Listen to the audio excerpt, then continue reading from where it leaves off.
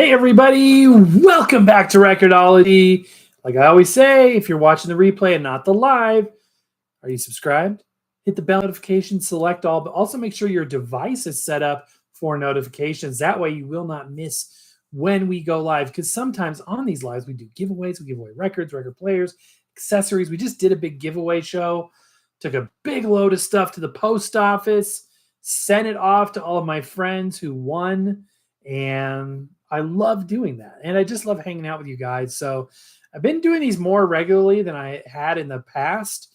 And it's just been a huge blessing to be able to spend time with you guys every week. It's just fun. You know what I mean? I have no agenda. I just want to hang out with my friends and do a little show and tell. And I'm not here to impart some wisdom to you necessarily. I'm here to learn from you, to answer any questions you may have, to ask some questions. And I'm looking forward to that. Stephen, welcome in. Kyle, welcome in. Again, a huge thank you to Kyle for that generous gift. I'm still blown away, dude. I'm just like, what? That beautiful Singer record player. If you haven't seen the video on that, ladies and gentlemen, check out our latest video. It works great. It's awesome. It's fantastic. So welcome in, folks, as you join. Hit the thumbs up on the way in the door. I would appreciate it. We are just here in the Mile High city of Denver, Colorado on a Saturday evening or afternoon. It's not quite 6 p.m. here in the Mile High city. Beautiful weather today. It's definitely finally the temperature taking a turn for the cooler side, which I don't mind. I would prefer it to be fall all year long. I like that weather the best. So give me a shout out. Where are you guys from? What's going on? Oh, I guess East Coast. Dang it, it went back inside. I hate it. It stifled itself. I wish I didn't have a sneeze to begin with, but then to have it rise to the surface and then subside is annoying. So where are you guys watching from? I got 7 people, 3 comments from 2 different people. Oh, 3. Okay, we got Toronto John in the house. Kyle says, glad you're happy with the record player. Yeah, that was very kind of you, man. Thank you very, very much. Appreciate it. Steven, what turntable? That's the Singer battery-operated portable turntable. Kyle's in Ohio. Okay, cool. And our friend Kyle sent that to us. It was a gift, which is awesome. We've been blessed with records over the years from people, and that is always fun. But never before has somebody sent us an actual turntable. That was super exciting, and you had me all hyped up for it, Kyle. And you didn't disappoint, man. That was great. You paid for that at an antique store, I believe, and shipped it to us at your own expense, and that was huge. And I want you to know that it really does mean a lot. And I've told everybody about it. I'm like, I cannot believe, that somebody would do this. So, but anyway, I, don't expect that from anybody. I just want to hang out with my friends and, chit chat, talk about whatever there is to talk about. I did buy, if you saw the title of this live, I did buy some new music recently, 2 records and 1 CD. So I wanted to talk to you about what those are, show them to you. One of them I can't show you because it's being shipped to me. I should have it tomorrow night. And, but yeah, I'll show you the records. I literally just walked in the door not too long ago. So yeah, blessings to you too, Toronto John. It's great to have you guys here. This is fun. This is great. If you could hit the thumbs up on the way in, I'd appreciate it, folks. Hopefully we can get lots of people on. I always love the more the merrier, right? So ask me any questions you would like to ask. Tell me what you've been up to. Like I said in the description of this video, I want to know what you guys are up to. I want to know what you're looking for, what projects you have going on, and I'll share some of mine as well. There's always things going on. Not everything makes it onto the show. Anthron, welcome in. Welcome in. I don't think I've seen you on here before, so welcome in to our live. So what am I working on right now? Let's see. Projects. There are so many projects. So I recently put on my Ortophon DJ cartridge onto this Technics turntable. I don't know if you've seen that recently. And I love the look of that thing. It's a Concord DJ2, I think is what it's officially called. Beautiful cartridge. It's designed for DJ use. But that basically means that the cantilever is super rugged and it is designed for, back cueing, scratching, and stuff like that, which means that as a listening cartridge, because I would never do those things. I don't scratch. I don't do DJ work. It's a very rugged and durable cartridge, and it looks fantastic. All metal construction. Allergies. I don't know what I'm allergic to. But it's got a problem, and I don't know how to fix it. And it's the cartridge, because it does it on any record player I put it on and under different conditions, but it has a static pop problem. And at first I thought it was just dry air. But what happens is you're listening to it and it all sounds good. And then all of a sudden the volume would be up here and you'll hear like a static pop. And then all of a sudden the volume gets real low all of a sudden and then slowly creeps back up to where it was. And then it drops back down again. And it's not oscillating on a regular schedule. It seems to be random, but it does it like every few seconds. And that's annoying, man. I can't. And it's this cartridge. I don't know what it is, if it's a grounding issue or what. I mean, this is grounded. There's no built-in preamp. So this is grounded to the preamp that is connected to in the cabinet. Have you guys ever had that problem? What should I do about that? Working on a custom vinyl that are you pressing records? Are you cutting lathe cut records, Anthron? That's awesome. RC Toombs, welcome in. RC is one of the winners, I believe, of the last giveaways we did. Marcus, welcome in. South Pacific on vinyl. Awesome. A perennial favorite of the thrift stores, but great music as well. I think it's kind of funny that I listen to music that other people would tend to donate, which means that I find things that I like at a thrift store more than somebody who wants the latest, rock and pop music. Kyle says, I bought a Victrola record player for $25. Oh, cool. That's awesome. You did just not getting.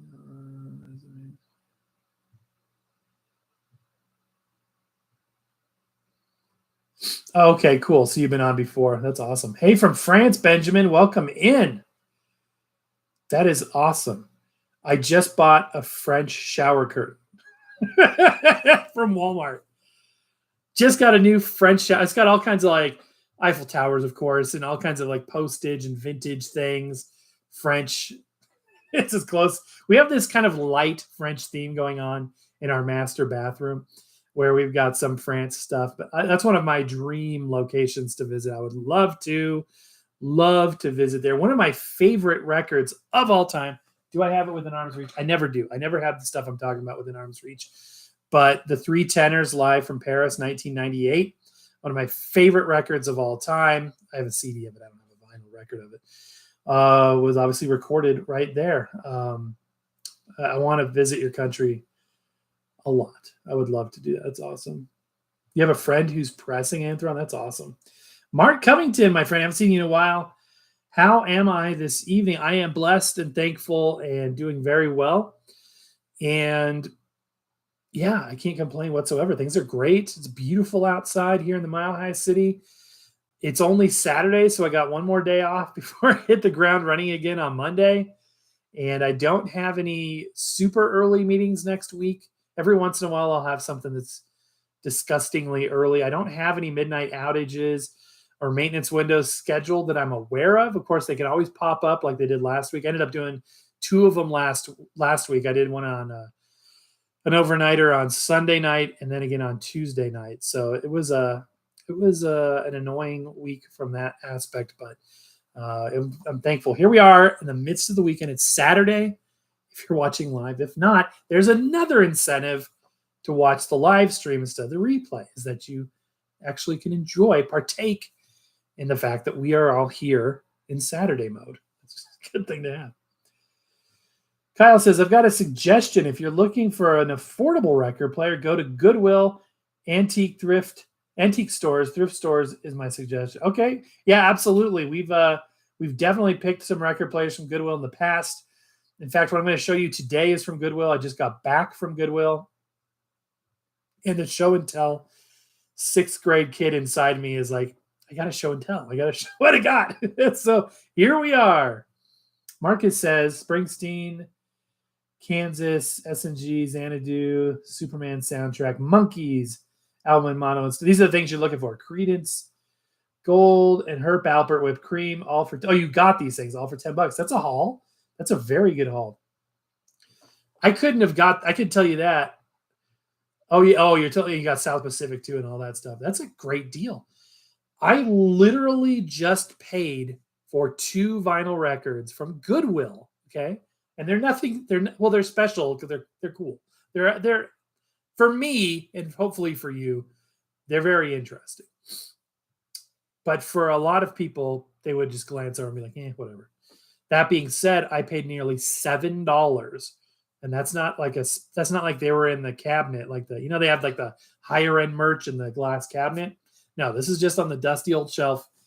Probably been there for 5 years, and I happened upon 2 records that cost me nearly $7, like $6.50, and I rounded up, whatever.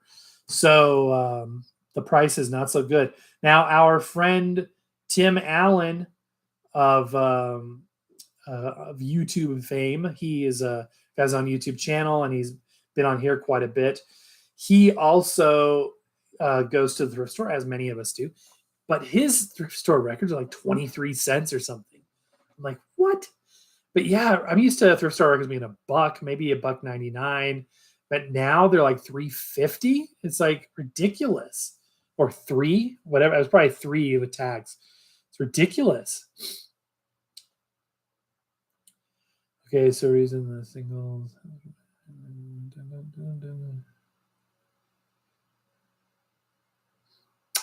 That's cool. Paul Tidewell says, I picked up a set of 11 floppy disks in French and 4 American Heritage records. I already have the World War II and World War I, but I didn't have the Presidency of the Great West. That's awesome.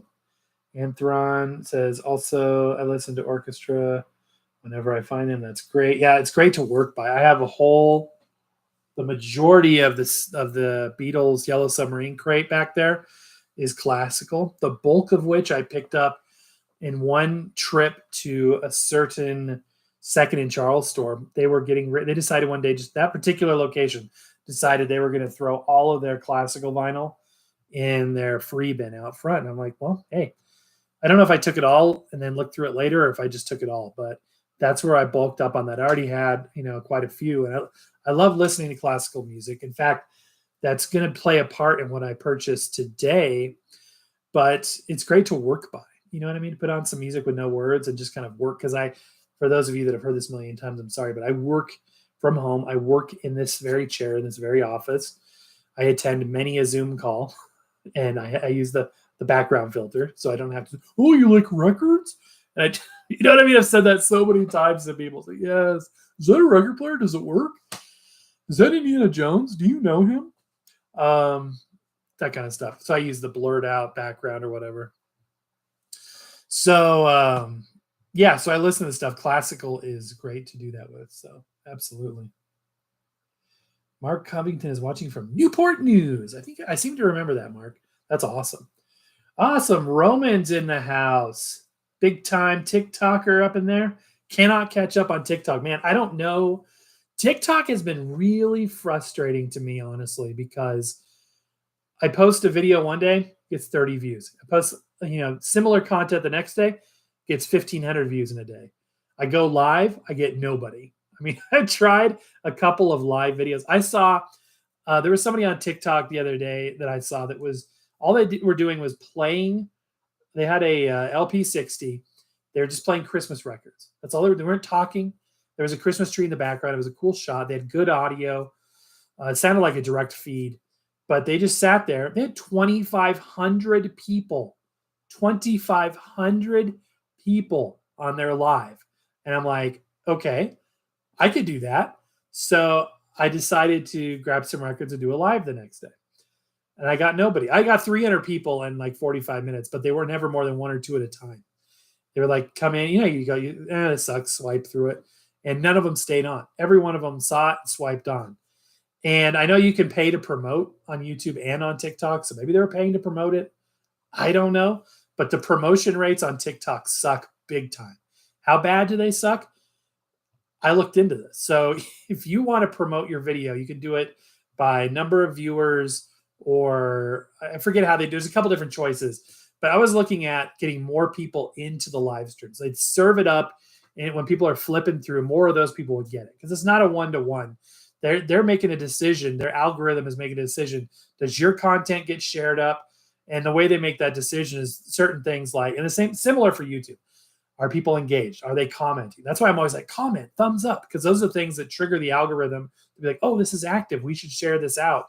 Because it does more than just give me something to talk about and to know you're there. By the way, 18 people, 5 thumbs up. Come on, help me out here.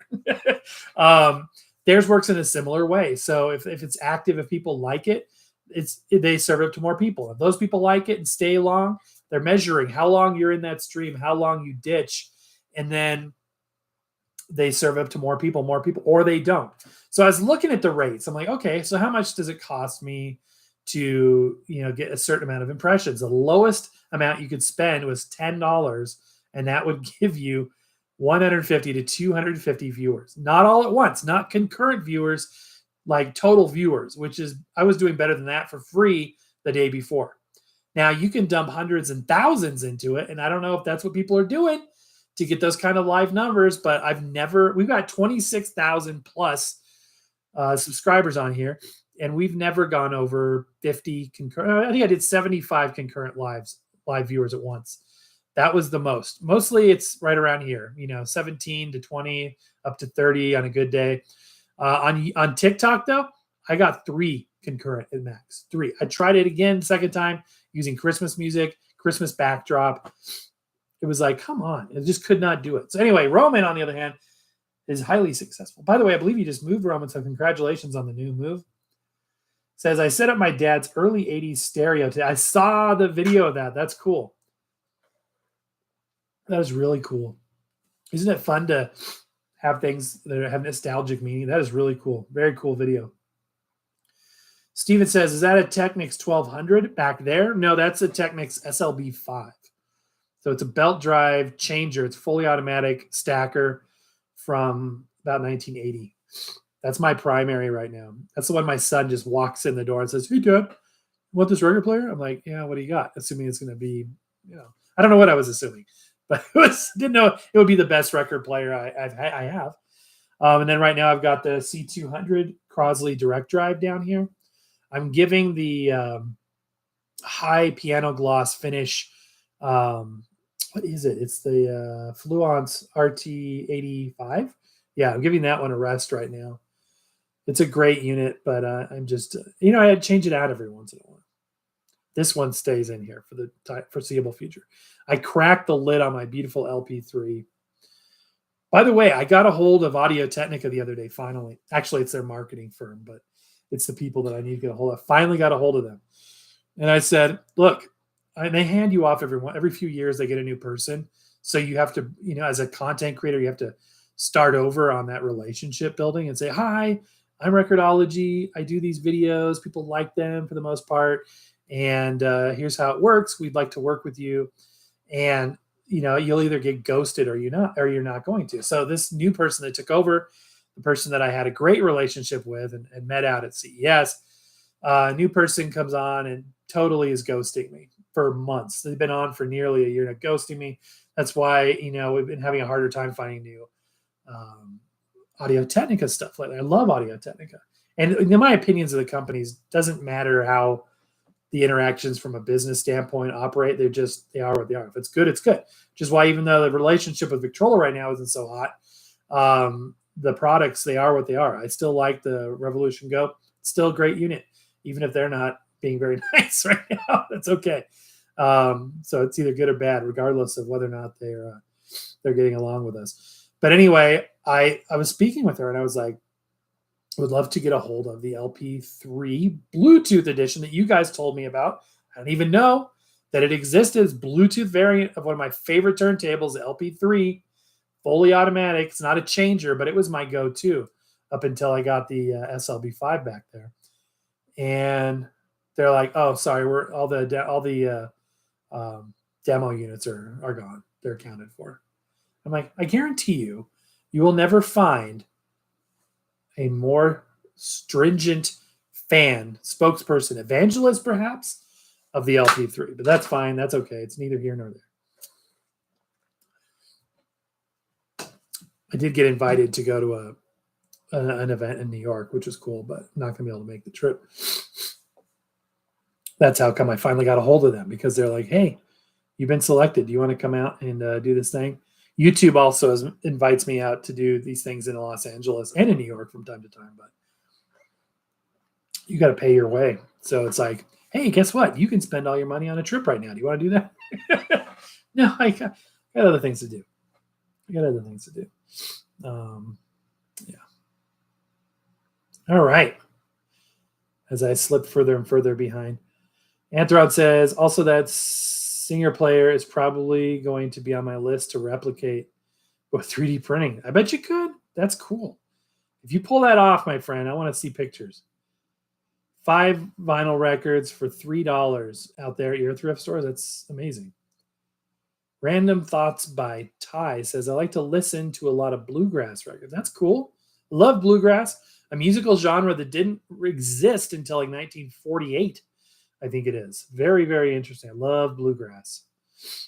Paul Tidwell says, some of the RCA Living Stereo classical records can be worth big money. Oh, that's interesting. I knew that they were really high quality, especially the Shaded Dogs, but I didn't know that they were worth money. So that would be interesting. How do you know? How do you know which ones are worth and which ones aren't? Michelle, welcome in. Mark says, how possible will it be to find a copy of Sessions 55 original hits on 2 cassette set today? That sounds like K-Tel, Mark. It really does, Paul. You're right. It does sound like K-Tel. But act now, because you can get 4 copies for the one unbelievably low price. Operators are standing by. It's kind of fun. I've got a couple Patsy Cline releases that were as seen on TV, and those are fun to have. You know, they're really cool. Do I have those within arm's reach? Nope, I don't. Also picked up a Rosemary Clooney and Perez Parado RCA Victor Living Stereo records. Nice shape, going from 10 to 30. Wow, that's crazy. I believe Perez Parado is the one that did a joint album with, what's her name? Peggy Lee. And I believe I have that on CD. I think we reviewed that from that German company, something Bear Family Records. I believe we reviewed that, and I believe it was Perez Parado, and that's good stuff. Rosemary Clooney, you can't go wrong. I've got enough Rosemary Clooney. I'm about to start a named section for her. So we got the Patsy Cline section, the Elvis section. I do have a Jackie Gleason section. Probably the only person that does, but I've got a ton of Jackie Gleason. I just recently created my Peggy Lee section, and then Glenn Miller. I think those are the only named sections I have. And I do, most of my stuff is categorized by genre. I don't do it alphabetically. By the way, if you want to see some rare footage from the Record-ology vaults, check out our latest review video we put up today on the Singer record player. We did the intro and outro down in the vault. That was fun. It was fun to show a little bit of that. A lot more where that came from. What else we got? Paul says, most are in that range, but they're clean. They sound great, and there's fun stuff on them. Yeah, I love that music. That's great. Michelle Knight says, Victrola have got another small player out. It's made of recycled materials. Might be called Eco. Okay, I'm going to look this up. Now, I don't expect to know about this one because, like I said, our working relationship with Victrola has been rocky for some time. And I've been on the verge of doing, I'm looking on their website now. I've been on the verge of doing a, oh, that's cool. The Respin Sustainable Bluetooth. What is that? You can tell the pictures are done by pros. The stylus guard is on and the record is playing. These people know what they're doing, whoever took these pictures. About doing a video talking about what happened. You know, it was like a rise and then a fall because Victrola was the first company that partnered with us to review product. And they were also, I think, the first and only customer to break that off hard. So, and the way that happened was weird. And there's a whole thing about what happened at CES that I've never told, which was also weird. This is a very cool looking record player, but I have this sneaking suspicion that it's got a ceramic cartridge. They've also been known. Is that? Oh, it's not a car. Okay, I thought it was a stylus guard. I love how they blur out the cartridge. I'm looking at the thing now. This is their reimagined suitcase player, the Victrola Respin sustainable Bluetooth suitcase record player, and it's based on. It's got design cues from the the Respin Go, Portable Go, Revolution Go, which I love that thing. So it's designed similar to that. I like it. It's in cool different colors and stuff. Oh, I swear this one has a stylus guard on. There's no way. Yeah, whoever took this picture of the record spinning, it's one of those weird records that looks more like it's probably not even a real record. And the stylus is sitting on the record with the guard on it. That's how little whoever took the picture knew about what the thing was or how it worked. I think that's a ceramic. Big mistake. Big mistake. Yeah, I'm pretty sure. Well, I can read the specs here. Let's see. Vinyl safe technology incorporates anti-vibration bushings. It's probably little pieces of rubber. Built-in bass radiator. Custom tuned speaker enclosure. And they're not mentioning. Okay, here we go. At the bottom, specifications. Speaker. Bluetooth speaker enclosure. It's not even stereo? Is it just mono? There's no connectivity, I don't think, is there? Unique technology. So it transmits Bluetooth. That's not unique. Keeps your record skip and scratch free? What? Bluetooth. I don't see. Oh, I get it. Wow, that's a serious deep dig. So what they're saying is streaming Bluetooth out saves your records from skips and scratches. Why? Because of the vibrations of using the built-in speaker. We got this great built-in speaker. If you use it, it'll destroy your vinyl. But if you want to not destroy your vinyl, we have this groundbreaking technology that everybody else is also doing where we can stream your Bluetooth out. Okay, I'm not sour on this subject. Take a deep breath. But I think that's a ceramic. Unfortunately. Yeah, I think that's a ceramic. They use a white tip ceramic.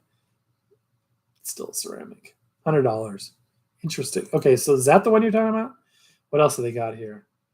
They've really the V1 is sort of don't look at that anymore kind of thing. I get the feeling about that. Also, instead of $500 now. Oh no, it is still $500. If you get the whole setup, it is $500. Okay. If you get just the turntable, it's $300.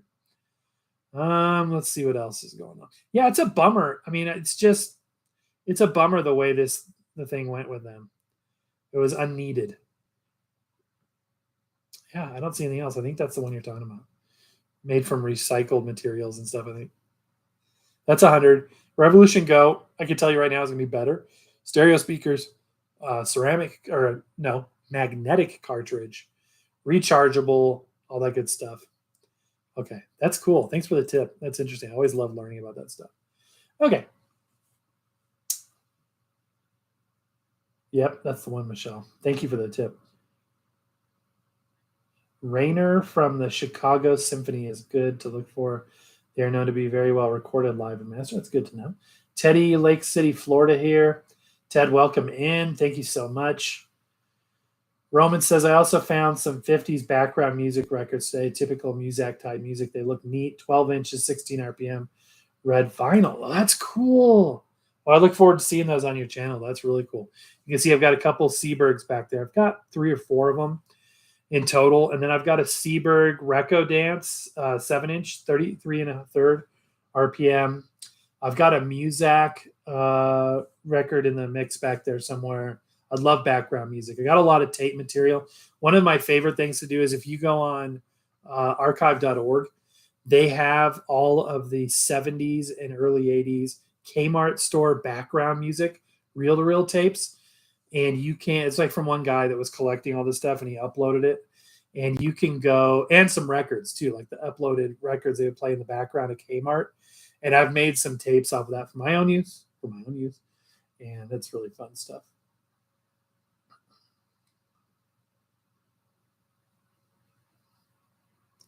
Are all RCA Living Stereo records worth more than RCA mono records?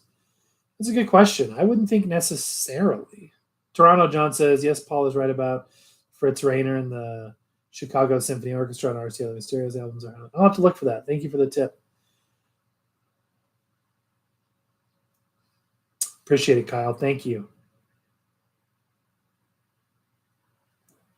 Recharge and Bluetooth transmission. That's where it's all going. And a lot of people don't realize it now, but some Bluetooth is capable of lossless transmission. It used to be that Bluetooth was so low resolution audio-wise that it was only good for voice. That's why the first Bluetooth devices were like those Jabra earbuds and things for telephone calls. That's what we associated Bluetooth with. And then eventually, as the technology progressed, because Bluetooth is a suite of services, a suite of protocols, and it keeps getting more and more advanced, usually with backwards compatibility. But the latest aptX codecs have options for lossless.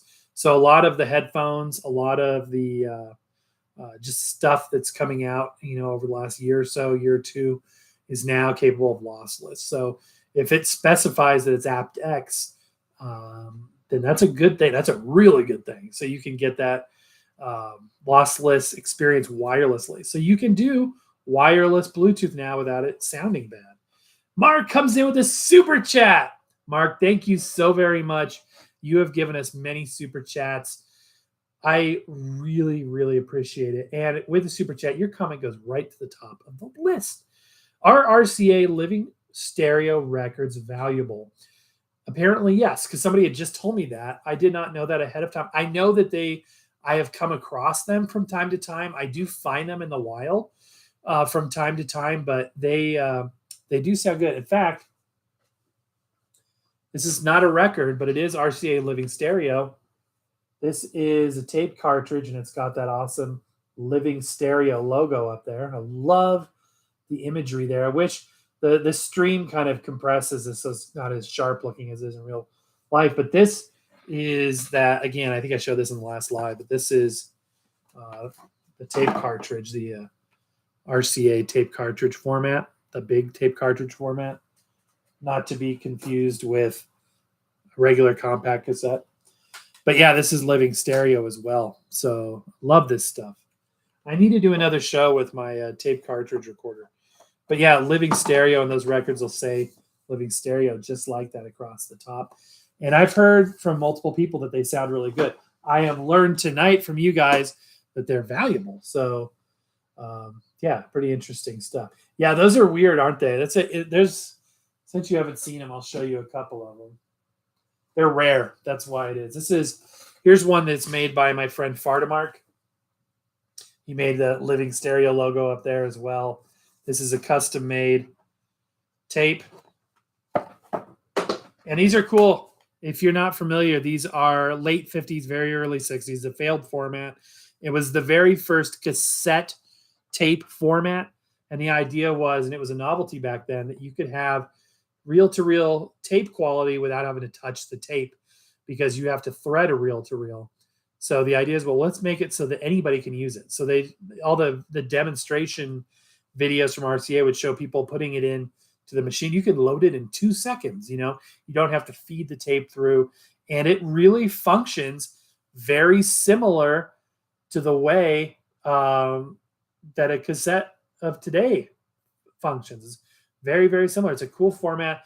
It uses 1/2 inch or 1/4 inch tape, just like reel to reel, and it does play the tape from. Let me see if I can make sure I get this right. It plays the tape from the outside, just like a cassette. That's correct. So the tape stays in this. There's a little pad that slides in behind it. It doesn't get pulled out like a VHS tape or anything like that.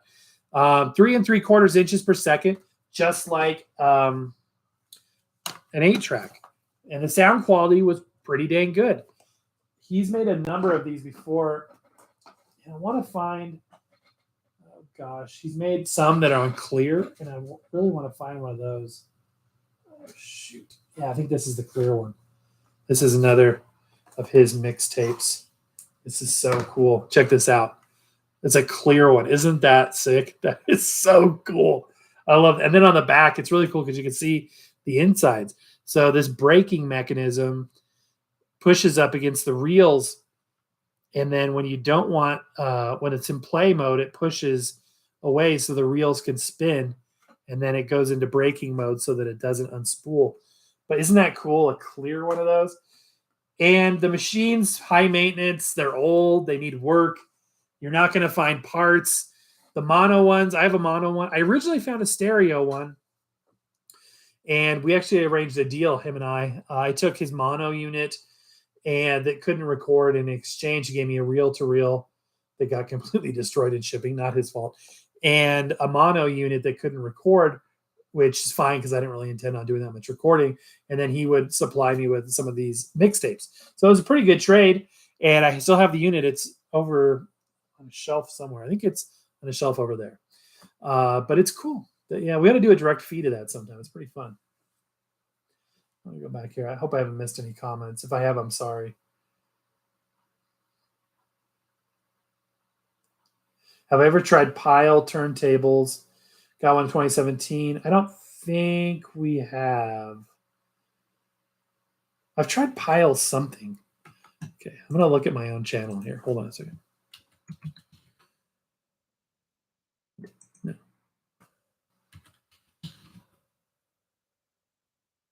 Oh, okay. I guess I haven't. I'm very aware of the brand, but Pile is a company that has chosen not to work with us. We contacted them early on, and they were quite rude, actually. Like, no, we don't want to work with you. Okay, fine. So if we see anything vinyl or Pile related in the wild, we'll pick it up. It just hasn't happened yet. But I know it's, you know what I mean? It's going to be at a certain level. I mean, it's entry level, which is what we do. But it's, I don't know if you're going to see it as much like it is an antique store because they're modern, but I just don't know. But yeah, I would like to review some stuff, Pile stuff. I just haven't. There, a lot of their products are made and branded under other brands as well.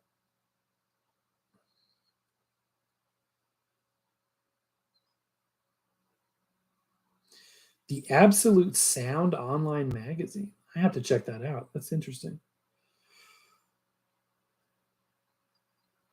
Christine, welcome in. Thank you so much. JoJo's in. I'm doing great. Thank you very much. Christine says, "You helped my choice of radio." Cool. I'm glad to hear that. I'm just exploring this stuff, and we can all find out together if it's any good or not. Mark says, "What do you think about RCA records that are stereo effect reprocessed from monophonic?" So yeah, fake stereo. I don't mind fake stereo. There's a lot of people that can't stand fake stereo. I personally don't mind it whatsoever. No, I shouldn't say whatsoever, because there are times when I want to find a true mono version of something. For instance, my very first copy of Bing Crosby's Merry Christmas was a stereo reprocessed version, and I wanted the original mono. And typically the downside to the reprocessed stereo is it's oftentimes dripping with reverb. And so sometimes it makes it sound distant, like a dub or something. People don't necessarily like that. So I think this last year, found a copy, or maybe late last year, found a copy of the mono version, but it's in poorer condition. I had given away, actually, to Fardamark, I gave him a copy of the reprocessed stereo.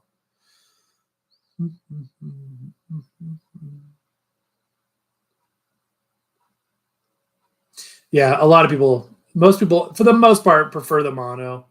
For me, I enjoy some stereo. Wow, some of those are worth 500 and up for the stereo, the living stereo. That's amazing. I'd love to see a list of what those are. Also found a record shop near my local beach. Wow, beach with records. We always joke about playing records on the beach. So we'll have parts new and vinyl from my Iron Maiden collection. That's cool. Paul says I see a fair amount of them at estate sales, so it's worth it to be picky. Anthony says, "Thank you for responding to my message the last time. I greatly appreciate it. By the way, do you like your Technics 80s turntable rather than the newer Audio Technica?" That's a good question. So I love this thing. It's not perfect, but I do love it. The cartridge if you look straight on when the cartridge is playing, it's a tiny bit skewed. And I don't know if that's something I could adjust. It doesn't seem to affect sound at all. And I mean a minute, this is a gross exaggeration. It's a tiny bit off kilter there. That's one issue. The other, and it also probably depends on the cartridge height because it's probably calibrated for a certain cartridge height, which would affect the azimuth. The other thing is the rubber mat, the rubber platter mat that came with it is a proprietary fit.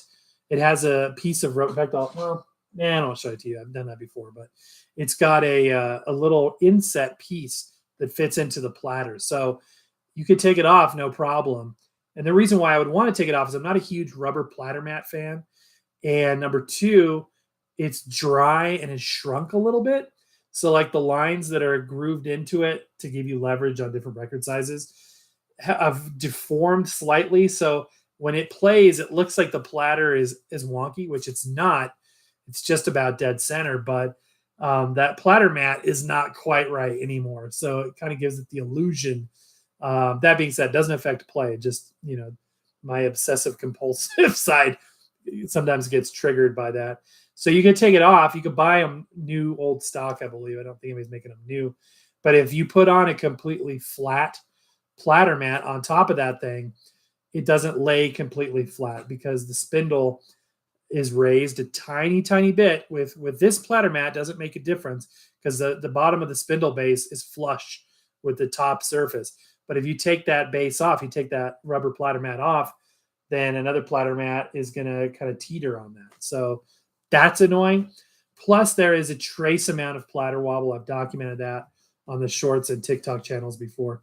All of that are like very minute grievances.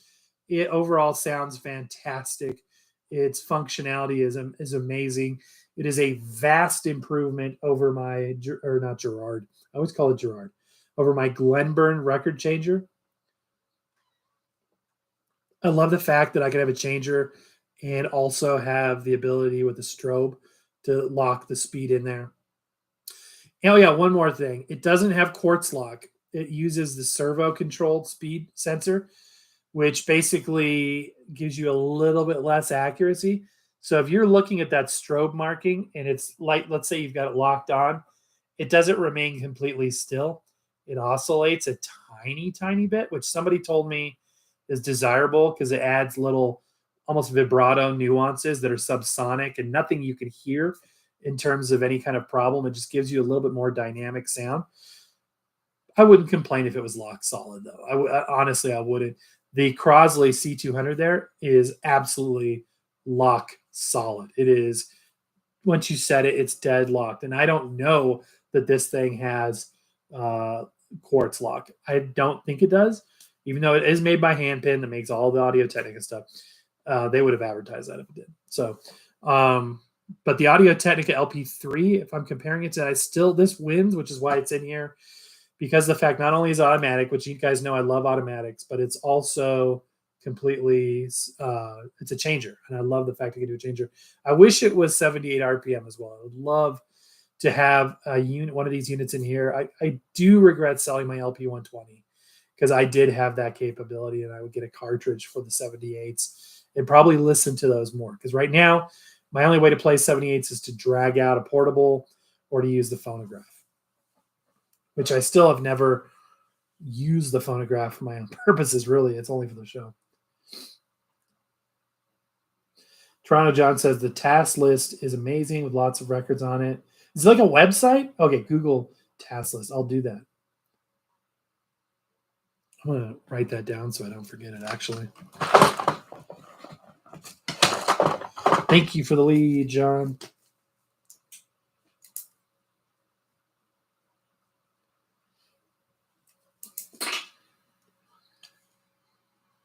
Good morning from the Philippines, Joey. Thank you so much, my friend, for being on here. I really appreciate it. How are you doing today? Mark says, have you thought about trying realistic brand vintage receivers, turntables, cassette deck speakers, Nova headphones from the 70s and 80s? I like how you put a smiley face in your messages.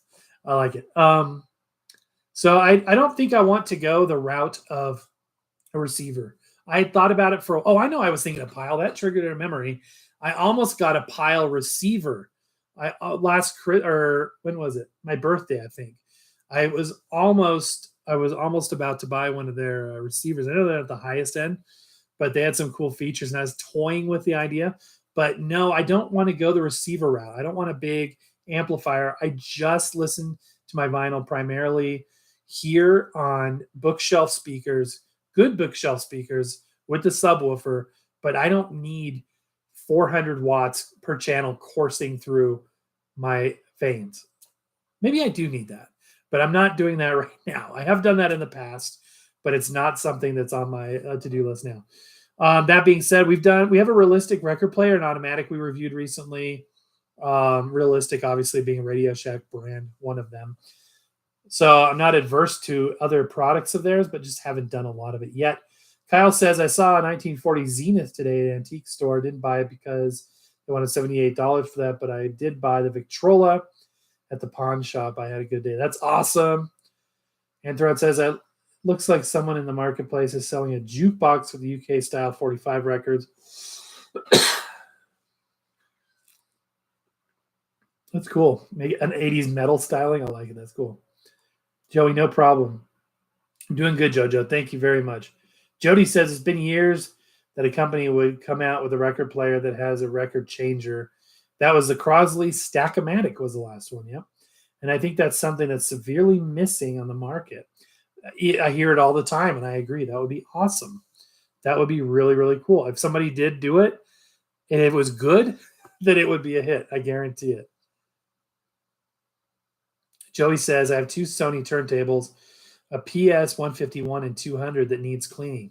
Keep you posted. Yeah, definitely do that. That's awesome. I want to look that up. I want to see what I have two Sonys as well. I have a 171, I think. I don't know what the other one is. They're automatics. Oh, no. Yeah, you're on a different level here. Okay, cool. Yeah, this is cool. This looks like late 70s, maybe, or maybe even mid 70s. That's really cool. I like that. What was the other one you said? 200. PS 200.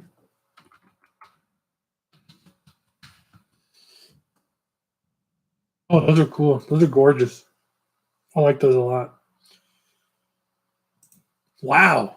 $1,500? Wait, am I looking at the right one? No. That's something else. Well, that's a PS 2000. You said a PS 200? See an MJ 200. See an LX 200. I think that's one of the ones I have. PS 200. Okay, got it. That's cool. Oh, that looks cool. They have this square boxed tone arm. I like it. Very industrial looking. That's cool. That's really, really cool. Yeah, they are. They need maintenance. That's for sure. Anthony says, thanks. The last time I was referring to is when I on your last live stream. Okay, cool. What's the most cleanest sounding cartridge I have? And what record players of yours sounds the best? Cleanest. So by clean, do we mean free of distortion introduced by the cartridge? Or bad design of the cartridge? Or does clean mean it doesn't color the sound? Because, and I always tout my my Grado Gold Prestige 2. They're on 3s now. It's about a $260 cartridge. This is my favorite sounding cartridge, but so I guess I would say this is the cleanest. If I'm thinking clean is what sounds good, but it colors the audio. It's got a warm tonality, whereas your plain old $12 3600L. Ever wonder why that cantilever is black? It's carbon fiber. With a carbon fiber cantilever, this is a very neutral sounding cartridge. So you could argue that this sounds cleaner than the other. Where is my? I don't have it on right. Oh yeah, here it is. This is going. No, that's an LP. That's a 3600L. Oh yeah, the Sumiko. You can see it right there. Sumiko Black Pearl has also a pretty warm tonality. The Audio Technicas are pretty neutral. I've always said that. So anything Audio Technica is pretty good. What do I got on the 200 right now? Let's see here. This is the Audio Technica VM95E. This is a very neutral cartridge. Great value. This thing sounds phenomenal. I think it's like a $35 cartridge. It's a phenomenal cartridge. So yeah, there's my, I won't go too far down the cartridge rabbit hole, but that's some of my thoughts. I think that the Ortofons sound colder, but are more accurate on the high end. The Grados sound warmer. Some people hear that as muddiness. And to me, right in the middle is Audio-Technica stuff. Mark, thanks again for that super chat, man. You're a legend. I appreciate it. I really appreciate it because that helps us invest in the show and helps us, do the things to bring you guys content. So I really, really appreciate it.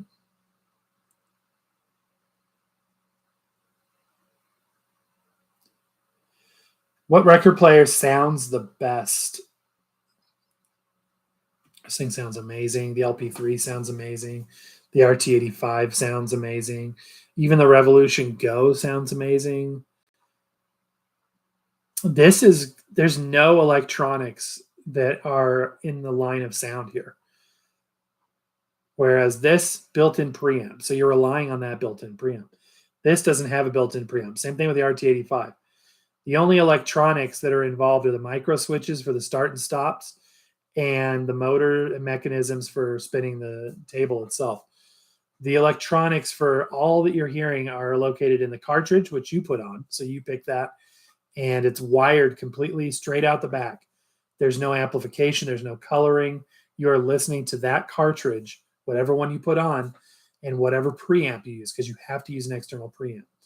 Right now, I've got a Crosley P10 preamp on there, which is because I think I might have blown out my Pluto 1 preamp. But the good news is I found my Pluto 2 preamp, so I might replace it with that soon. That being said, the P10 is pretty neutral and sounds pretty good.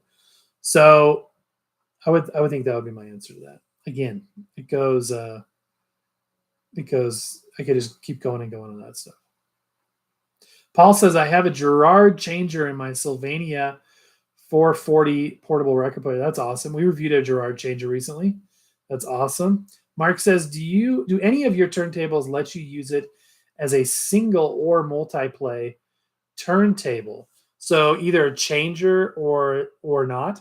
It would be the SLB5 and then the BSR that's not a BSR, the Glenburn. Those would be the only two. Joey says, I have a PS200, but I'm holding my purchase for a PS1100. Nice. Joey says, I swapped my Technics SL1600 for Gerard Lab 80. I've heard about those Lab 80s. That's awesome. That's great for your son. Very cool. JoJo saw the picture of Wizard of Oz movie. Do I have that? Oh, back over there. Yeah. I love that. Great film. RC Toombs, can I get an Ortofon Concord? No, on the LP3. Great question. I love the look, but they do. And that's the other thing. This thing tracks at 4 grams. And I practice what I preach. I know that mathematically speaking, and that's conical, by the way, isn't going to do damage per se, but even 4 grams is going to wear more than a lighter tracking cartridge will. That's the other consideration. My Sumiko, I can run it at 1.5. And it's a $100 cartridge versus similar sound on a $260 Grado. But yeah, it's interesting stuff. What were you saying? But yeah, you can't put it on the LP3 because your LP3's got this angled head shell. Well, wait a minute. No, you can't, because the back of the Concorde is this piece. It doesn't use a head shell. So the back of the Concorde, the Concords are the shell, the head shell, and the cartridge. So you have to use a straight tone arm to do the Concords, which is a bummer and something I had thought about when I was running the LP3 every day. The LP3, by the way, I still need to get a new stylus for this. I think this AT91R, which somebody said, no, it's not a 3600 with a elliptical. It's still conical. It's different, but it's a great cartridge. Again, pretty neutral, but I do need a new stylus for that. So yeah, you have to use one with a straight or not a straight. You have to use, okay. Let's calm down. The tone arm of the LP3 is straight, but the head shell is angled because the tone arm is straight.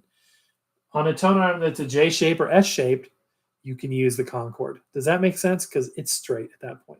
Hopefully that makes sense. In short, no, you can't. What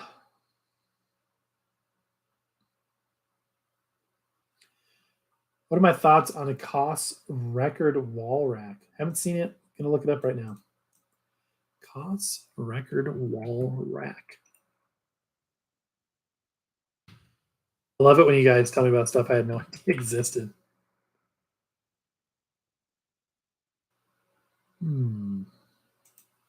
Okay, I think I found it. Oh, that's weird. Oh, that's interesting. So you can flip through it. It reminds me of those poster displays, like at Kmart, where you could flip through the posters. That's interesting. And then you just pull the record off. That's kind of cool. I mean, if you had a small collection, that'd be cool. As long as the record didn't fall out. I like that. That's kind of cool. That's really interesting.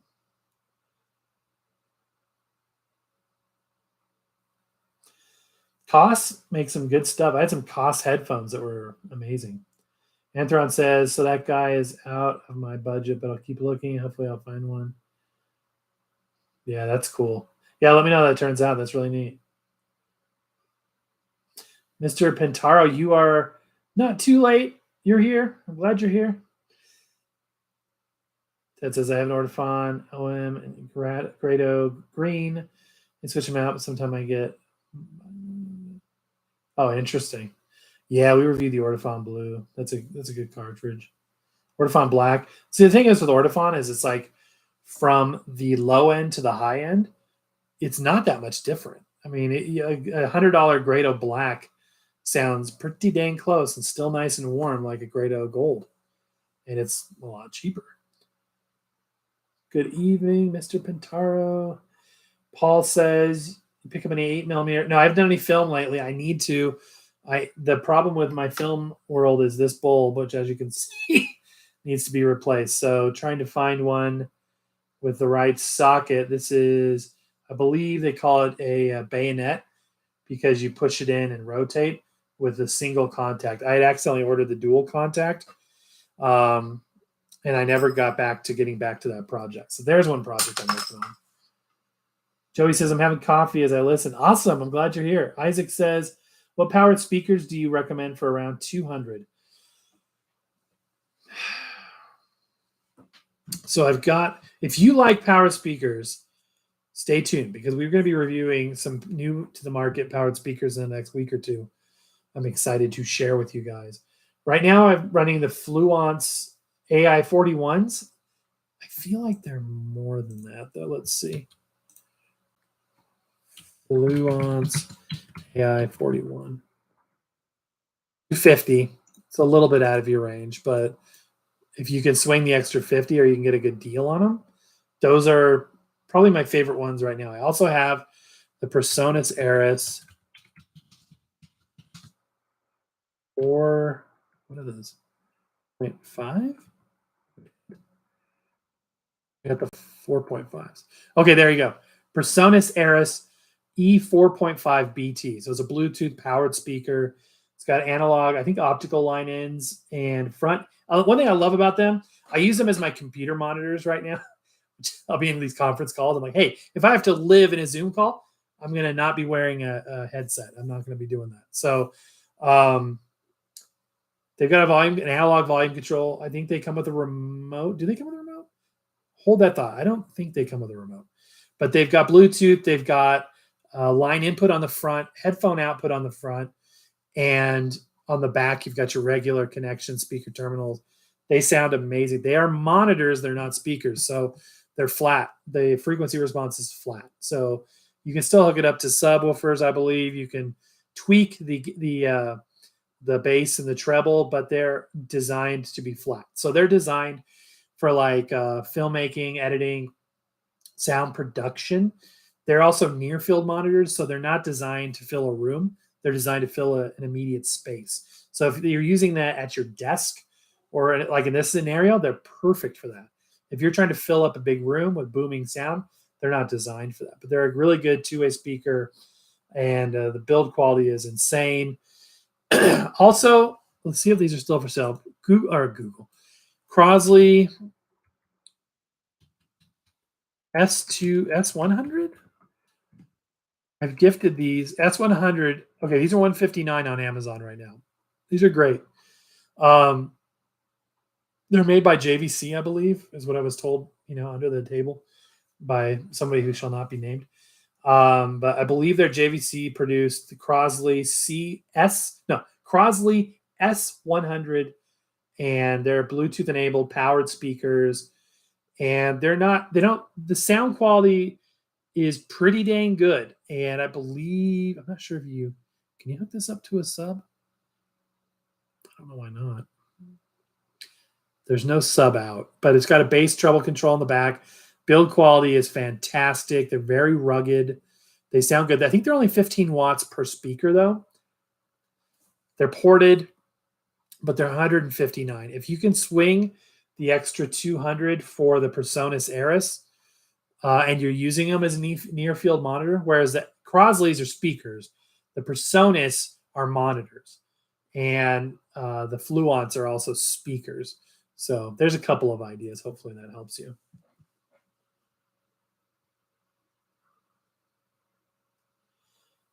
Do I know Judy Garland passed away? I heard, yeah.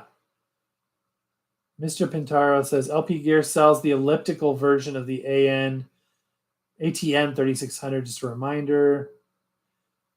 See, the thing that excites me about elliptical styli, and this was something, again, I think I learned from you guys, but to me, it was news. Maybe I'm the only person that didn't think about this for a long time. Keep in mind, I'm fairly new coming into this stuff over the last 6-7 years.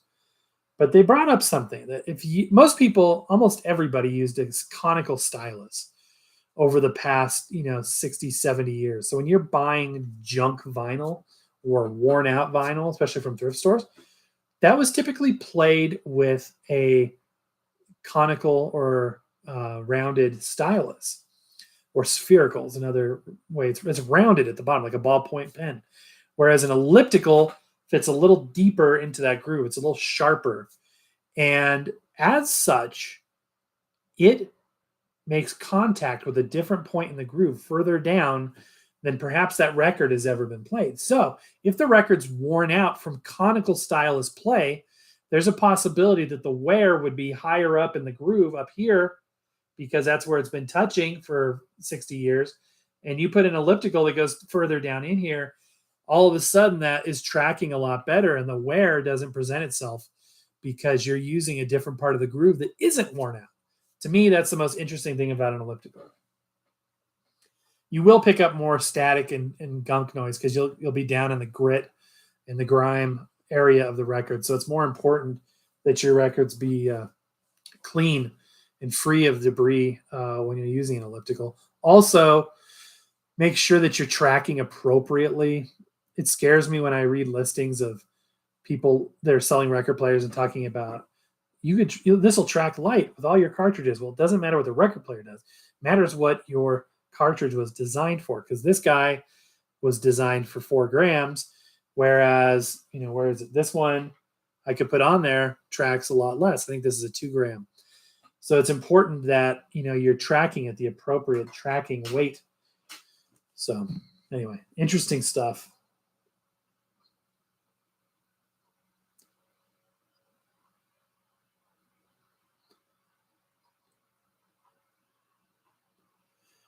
Jukeboxes are cool. Saw some really cool ones at CES. There's a company in the UK that makes them for Crosley. They have a full-size 78 changer. I think that's a one-off. And then they also, by order, make 45 changers with really good hardware. Check out our CES live streams. Anthron says, especially for the restaurant, rock and roll ribs. That's awesome. Old radios. Hey, man, you got records. All right.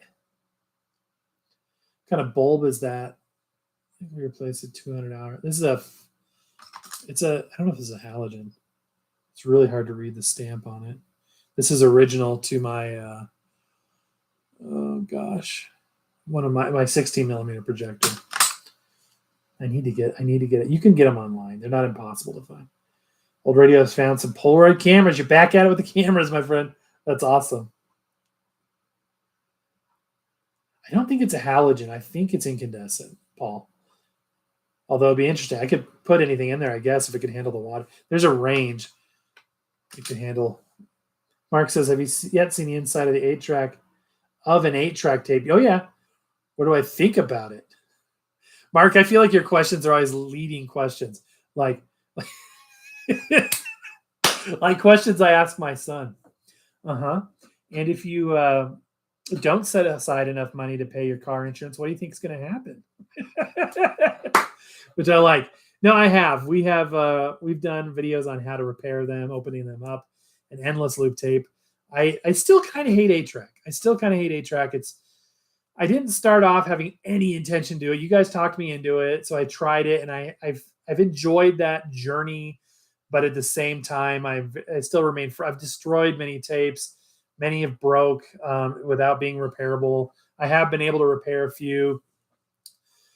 The sound can be good if you're using a tape that's not worn out on indoor, non-car related playing equipment. It can be good. But still, that being said, I don't think it's going to be the highest quality sounding version, even though it is 1/4-inch tape, 3 3/4 inches per second. Not as bad as they ever made out to be, but it's just not my favorite. Old Radio says I got a Kodak trying to be a Polaroid camera, but Kodak got. Oh, you have to tell me about. Sued. Oh, interesting. I know that Polaroid's put out some new instant cameras too recently. They're pretty cool. What are your thoughts on the Edifer monitor speakers? I think they sound great. I'm sure they do. I've never tested them to date. Again, stay tuned because we are reviewing some powered speakers in the next week or two. I should be getting those this week. I'm excited. They're by a company that might surprise you. Anthony says, I do in fact have an AT3600L as well. Amazing cartridge for the price. Agreed. And yes, I mean clean sounding without much distortion. Yeah, those are my thoughts on it. I think Audio-Technica is a pretty clean sounding cartridge. I know that warmth translates to distortion. So I'm going to say Audio-Technica range, the ones I talked about, are the cleanest sounding. Joey says, I'm still listening. You're connected to my amp speakers. I will just feed our cats. Keep talking. Love your live chats. Hey, thank you, Joey. I'll entertain you and maybe the cats, or maybe they're meowing at the speakers. Like, please turn it off, Joey. Please turn it off. Anthony says, what's your cleanest Ortofon 3345 sounding cartridge you have? And do you think your 80s Technics is better than your LP 120? Ooh, Anthony, good questions. So I have reviewed the Grado Black, the Grado Blue, an older version of a Grado Black. Did we do the green? I think there's a green. Did we do a blue? We did the blue and the gold. They all sound very, very similar. If I were to buy them again, I would not spend the extra for the gold. I would get a black, and I would call it a day. And that sounds very similar to the Sumiko Black Pearl. Let me show that to you guys. Keep talking about it. This is, in fact, on an LP 120 head shell. This is a fantastic, fantastic cartridge. We reviewed recently. About $100 on Amazon, you can get it. The only thing I don't like is that it rides really low on your record. See how high in the body of the cartridge that the cantilever comes out? So it rests very, very low to your record. So when you get 6 records on this thing, it's barely not scraping on the record. That's my one gripe. It doesn't scrape. It doesn't make contact. But unlike one of my favorite things about this guy is look at the rake angle on that thing. Look how far down that cantilever is. This rests nice and high above the record. That just makes me feel better about things. But that being said, this is a fantastic cartridge.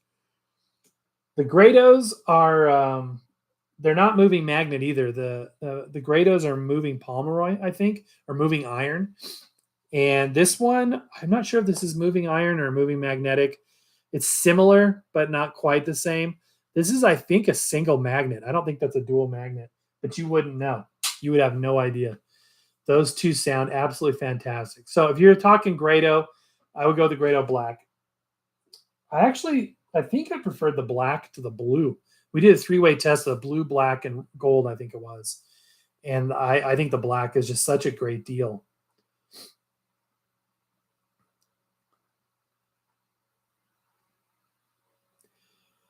Do I think the 80s Technics is better than the LP120? It's just so different. Build quality, I would say, is very similar. The LP120X, the new X series, which fixes the motor rumble 100%, fixes the preamp coloration on bypass 100%. It's such a great turntable. My only gripes with it, I think, were the fact that it had a plastic 45 adapter. They got rid of the two things is they got rid on the X series. They got rid of the metal 45 adapter and they got rid of the vertical tracking adjustment. So you can't adjust up and down on the gimbal on the back of the tone arm, which is a bummer. But for most people, not a huge deal. If you want those features, what used to be the LP120 is now the LP140. Or is it the 1240? I think it's LP140 series. Yeah. LP140 has a metal 45 adapter and the VTA adjustment is back in as well. It's very, very similar. But between the LP120X and this, they're just so different because this is so automatic. It's built around automatic functionality. It's a changer, whereas the LP120 is totally manual, like my C200 over here. It's designed to be manually cued. It doesn't have any automatic functionality whatsoever. And so it's completely different. On the other hand, it's like three hands down. On the other hand, I really like the ability to have 3 speeds on the LP120 because I don't have that on this guy, unfortunately. Jody has a Fisher DAC 145, or I'm going to look that up.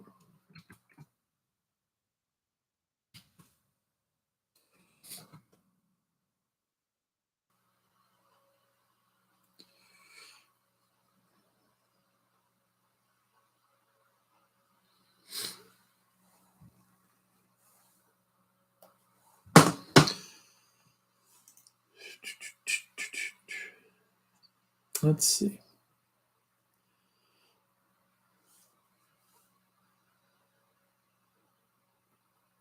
It's a CD player?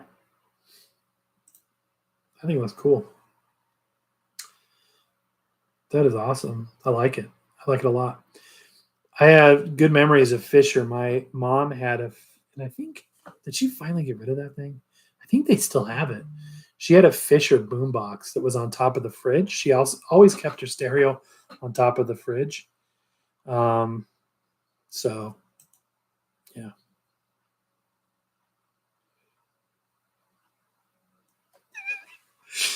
Oh boy, I'm spoiled rotten. Okay, yeah, that's a cool one. I like that.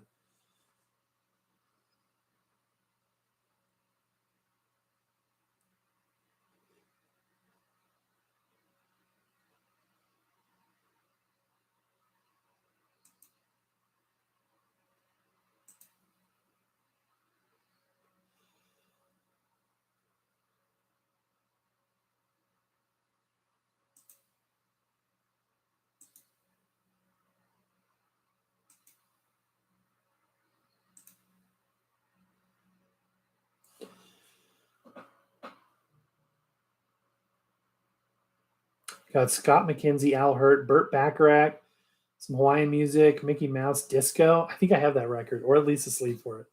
That's awesome. What do I have on 16 millimeter? I like seeing other people's film collections. Stay tuned. I'll do a show on it. We did a show on it for the nation, but that show stands vaulted right now. We haven't released it publicly yet, but we're going to do some content on there. I've got a box full of 16 millimeter film. It's cool. It's really cool. I agree. We need to do more of that. It's coming in the future. Coming in the near future. Got a bunch of stuff on 16 millimeter. Old Radio says trying to afford a Bolex newer than 63. Marcus says just put on the Rosemary Clooney, very Mexican like music. That's cool. I wonder if it's that similar one to what I had.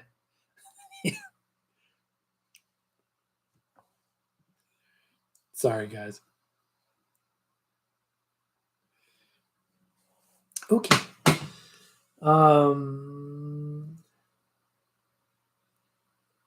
Mark, have you ever used or owned a linear tracking turntable? Yes, I've used one. I've never owned one. We reviewed, gosh, probably 4 years ago, a Marantz from the 80s. So check that out with the P-mount cartridge.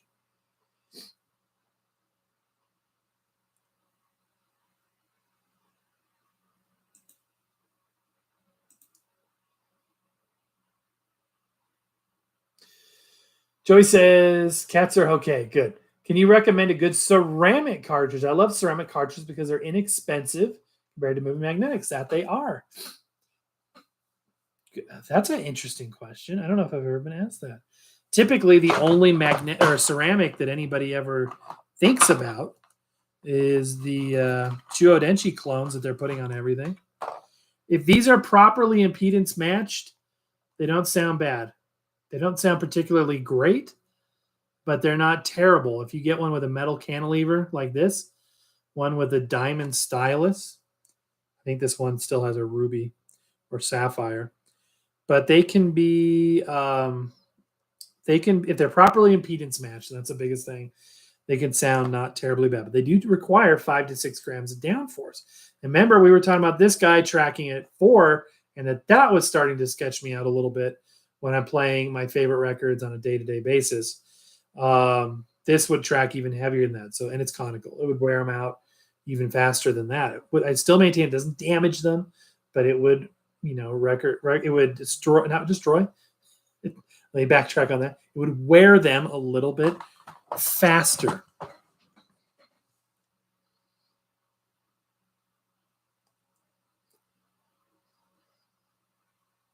So I don't know. I don't know what would be anybody have any recommendations for Joey? I probably have used a million of those and not too many others.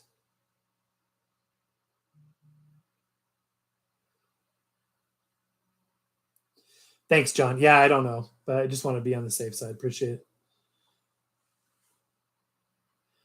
Greetings from Argentina. Welcome in.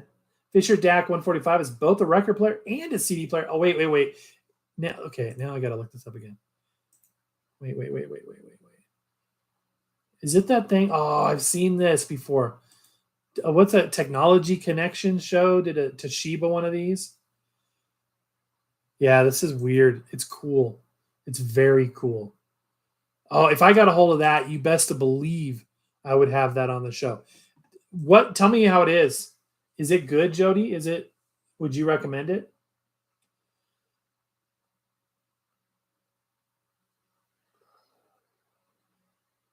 Which Technics are you looking for, Mr. Pintaro? Classroom education films. Bell and Howe Filmo. Yeah, you got a lot of cameras, don't you, for old radios? Maybe change it to old cameras?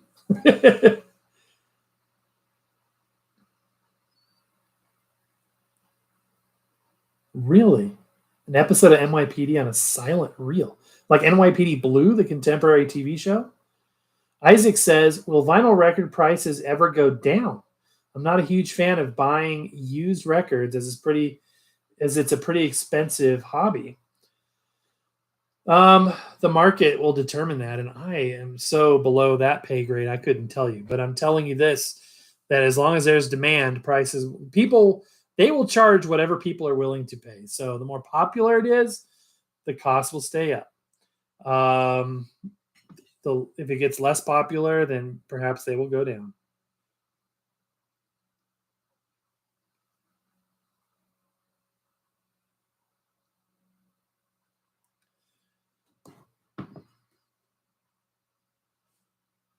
Two MASH episodes, two Fantasy Island. That's cool. Half of the 72 film, The Hideaways. I've got some film trailers, some late 90s film trailers. Yeah, the jukeboxes, Arthron are really expensive. They really, really are.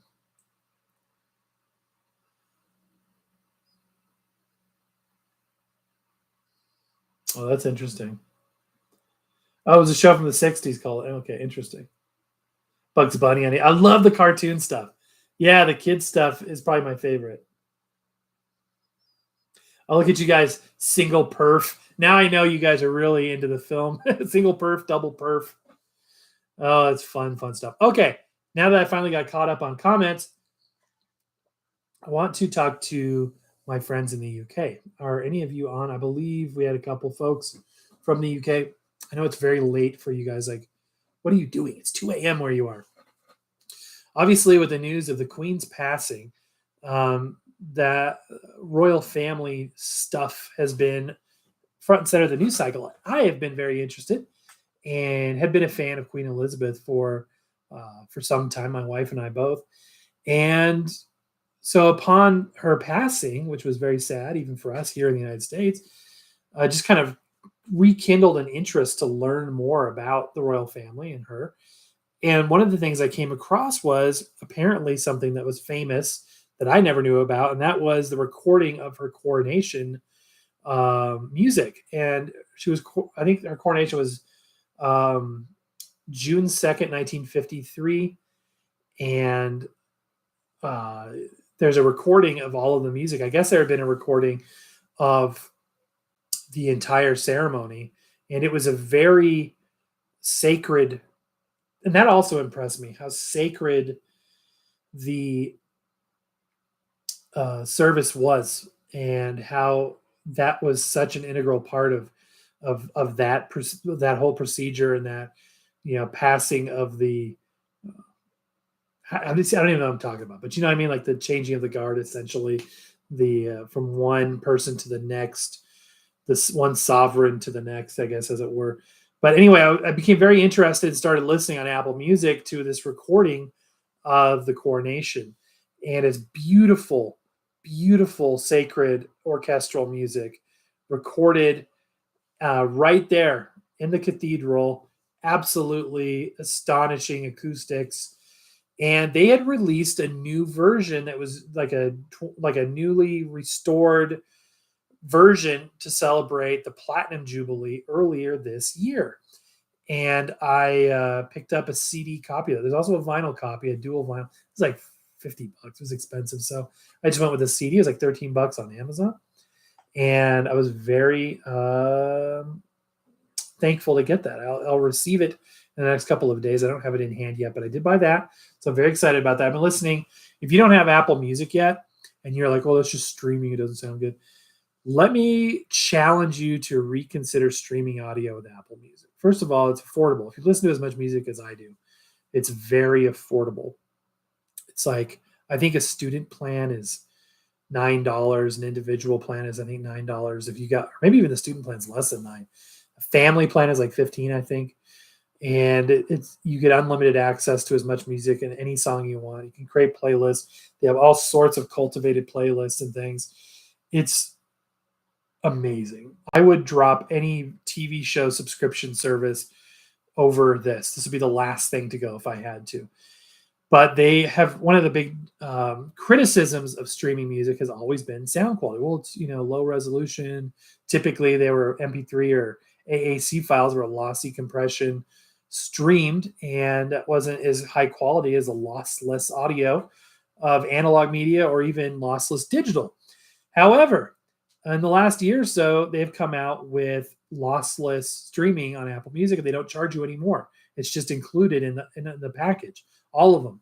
And so most albums are lossless, and a lot of them are Dolby Atmos, and they have spatial Dolby, which is, if you've never heard spatial Dolby, I can't impart to you what an experience it is. You have to have good headphones. They have to be hardwired into your iPhone or your computer. I believe they might work over a lossless aptX Bluetooth that we were talking about earlier. I'm not 100% sure on that, but even that, you put on those headphones, you listen to the Dolby Spatial, and a lot of albums, contemporary, classic, every genre now is available with the lossless and with it's phenomenal. It is absolutely phenomenal. So I've been listening to that coronation on that, and it's absolutely phenomenal. But I'll be glad to have the CD because I like physical media. Then today I did go to the thrift store an hour and a half ago when we started the show. I was talking about records that I bought. These will be featured on the show in the future. But what did I get? This is weird. This is one of the records I bought. What is this? William B. and Company, presented by the U.S. Army Reserve. And that's what got me thinking. I'm like, what? Flipping on the back here, this turns out to be a radio transcription from the 70s. And I'm like, this is cool. This is really, really cool. It's got Perry Como. I like Perry Como. If I open this, you will see that this is part of a series. This is where the 16:9 aspect ratio really comes in handy. So there was the country, there was the R&B, there was different genres, and this is a radio transcription. So they had a bunch of these, and I picked up one of them, and we're going to do a show on this, probably a short, something over on TikTok. So I don't want to show you everything, but the label's cool, I believe. Was there a script in here? Did I grab one without the script? Yeah, I don't have a script in mind, but we'll check that out. I picked that up. I thought that was a good buy because I do like Perry Como, and I figured having it in the context of a radio transcription was cool. Now, this next record, I'm going to take the sleeve off. Okay. Apparently, there's an inner sleeve too. This comes with the outer sleeve still on, and as those shrink, they can distort and bend your record, so I don't want to do that. This kind of piggybacks on my recent interest in sacred music, classical music. This is a recording that you're probably not going to find locally in your shops. This is the St. John's Episcopal Cathedral of Denver, Choirs of St. John Cathedral, directed by Donald Pearson.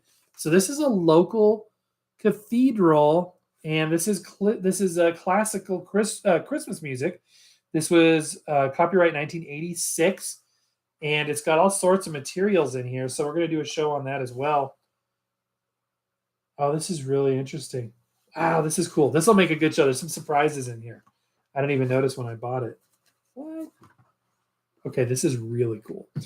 And this will be great to listen to while I work. So I'm very excited about that. So those are I know, very random.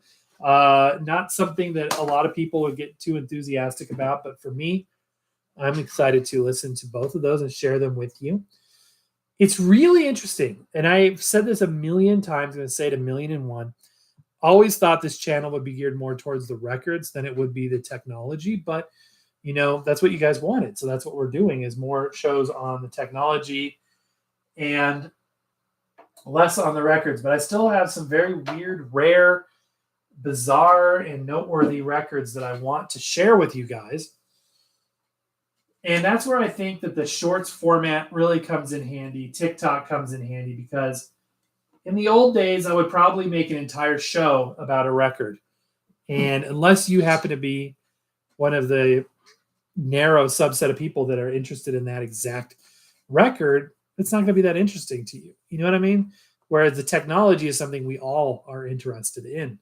So that stuff wouldn't hold up for its own show, but it would make for a good short. It would make for a good, 30, 60-second video, all that good stuff. So there you go. Toronto John, Queen Elizabeth II actually visited my former college, Sheridan College in Canada, and I took a photo of her during that visit back in 2002. Wow, that is crazy, John. That's amazing.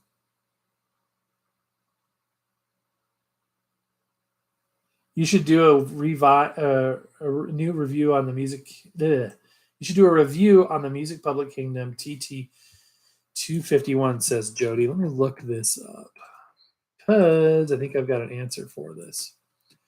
So Music Public Kingdom, okay, this is that cool little one that plays. Yeah. This is cool. This is really cool. So I agree. And by the way, I don't know if they still exist. Last time I checked, some of their stuff had been rebranded. I don't know if that's still the case, but you'll be right back. Okay, no worries, man. It's like a Zoomie. All right, I'll be right back. Bathroom break. Bio break, guys. Bio break. But anyway, last time I saw their stuff was rebranded. We had been working with them early up front. Almost all their stuff reviewed very well. They had some great products, and they kind of started drifting from wanting to do a lot of reviews. So it's been a couple of years since we've done it. They had a great suitcase player, which we reviewed, and it was a nice little unit. I liked it. We gave them out. We reviewed them, but it's been a while. I would like to get my hands on more of their stuff.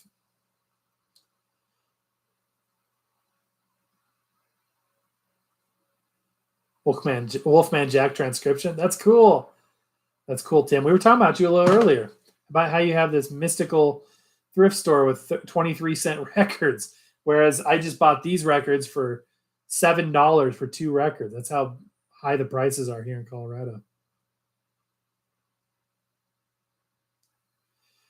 What would be the bit depth of a vinyl record? That's a great question. There was a great article. I think I might have posted it a few years ago in the community tab, but you'll never find it now. That talks about this. It was low. I mean, the equivalent bit depth of vinyl records was low compared to other formats. I don't have those numbers in front of me, but I'll look that up again. If you Google that, you'll find an amazing article.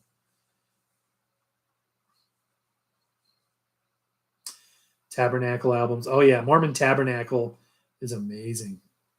Mitch Miller, yeah. You got a record with air checks? That's really cool.